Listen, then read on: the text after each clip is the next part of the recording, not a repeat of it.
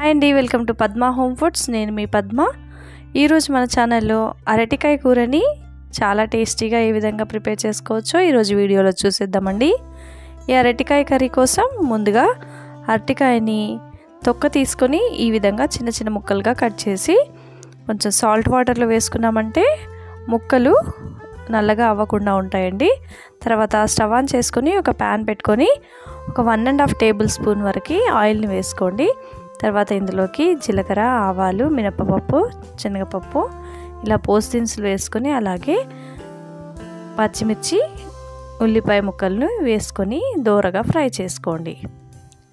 ఈ విధంగా కొంచెం ఫ్రై అయిన తర్వాత ఇందులోకి కొంచెం కరివేపాకు రెమ్మల్ని కూడా యాడ్ చేసుకోండి. ఈ విధంగా కరివేపాకు రెమ్మల్ని కొంచెం చిటపట్లాడిన తర్వాత ఒక 1 టీ స్పూన్ వరకు జింజర్ గార్లిక్ పేస్ట్ని కూడా యాడ్ చేసుకొని ఫ్రై చేసుకోండి.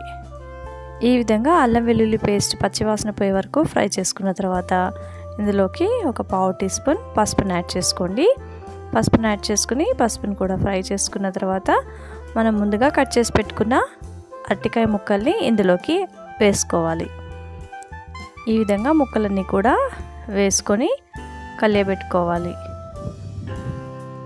చూడండి, సాల్ట్ వాటర్లో వేయడం వల్ల అరటికాయ ముక్కలు చాలా తెల్లగా ఉంటాయి. అలాగే ఈ అరటికాయ కూర తినడం వల్ల మనకి ఎన్నో ఆరోగ్య ప్రయోజనాలు అయితే ఉన్నాయండి. ఈ విధంగా ముక్కలన్నీ కలుపుకుంటూ 3 నుంచి 4 నిమిషాల పాటు ఫ్రై చేసుకోవాలి. అప్పుడే మనకు అల్లం వెల్లుల్లి పేస్ట్ ఇవన్నీ కూడా అరటికాయ ముక్కలకి పడతాయి అన్నమాట. ఈ ప్రాసెస్ అంతా కూడా లో టు మీడియం ఫ్లేమ్ పెట్టుకుని మనం కలుపుకుంటూ ఫ్రై చేసుకుంటే అడుగు అంటకుండా ఉంటుంది. ఇక్కడ నేను కలపకుండా ఒక 6 నిమిషం పాటు వదిలేసేసరికి కొంచెం అడుగు అనేది అంటుకుంది. కాబట్టి అక్కడే ఉంటూ మనం కలుపుకుంటూ ఉండాలి. తర్వాత ఇందులోకి రుచికి సరిపడా సాల్ట్ని వేసుకోండి. మీరు ఫ్రై చేయాలనుకుంటే సాల్ట్ వేయకుండా ముందే ముక్కలన్నిటినీ కూడా డీప్ ఫ్రై చేసుకోవాలి. డీప్ ఫ్రై అంటే ఆయిల్ ఎక్కువగా వేసి కాదండి, ఆయిల్ తక్కువగా వేసి కూడా మనం అరటికాయ ఫ్రైని ప్రిపేర్ చేసుకోవచ్చు. అది మరొక వీడియోలో షేర్ చేస్తానండి. ఇప్పుడు పైనుంచి మూత పెట్టుకొని ఒక 3-4 నిమిషాల పాటు సిమ్లో మగ్గించుకోవాలి. ఇలా మగ్గించుకోవడం వల్ల అరటికాయ కర్రీ పర్ఫెక్ట్గా కుక్ అయిపోతుంది. ఇప్పుడు ఇందులోకి రుచికి సరిపడా కారంని వేసుకోవాలండి. ఇక్కడ కారం వేసే క్లిప్ అనేది మిస్ అయిందండి. కానీ ఇక్కడ నేను టేస్ట్ చూసుకొని మళ్ళీ కొంచెం కారాన్ని అయితే యాడ్ చేస్తున్నాను. నాకు కారం అయితే కొంచెం తక్కువగా అనిపించింది, అందుకోసమని నేను 1/2 టీ స్పూన్ కారం అయితే వేసుకుంటున్నాను.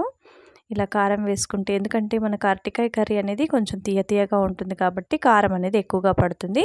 ఈ విధంగా కారం వేసుకొని మరొక నిమిషం పాటు ఫ్రై చేసుకొని ధనియాల పొడి వేసుకోండి.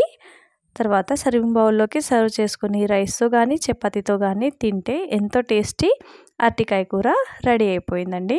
చాలా టేస్టీగా ఉంటుంది. ఓకే ఫ్రెండ్స్, మరి ఈ వీడియో మీకు కనుక నచ్చినట్లయితే తప్పకుండా లైక్ చేయండి, షేర్ చేయండి. నా ఛానల్ని సబ్స్క్రైబ్ చేసుకొని పక్కనే ఉన్న బెల్ ఐకాన్ని యాక్టివేట్లో పెట్టుకోండి.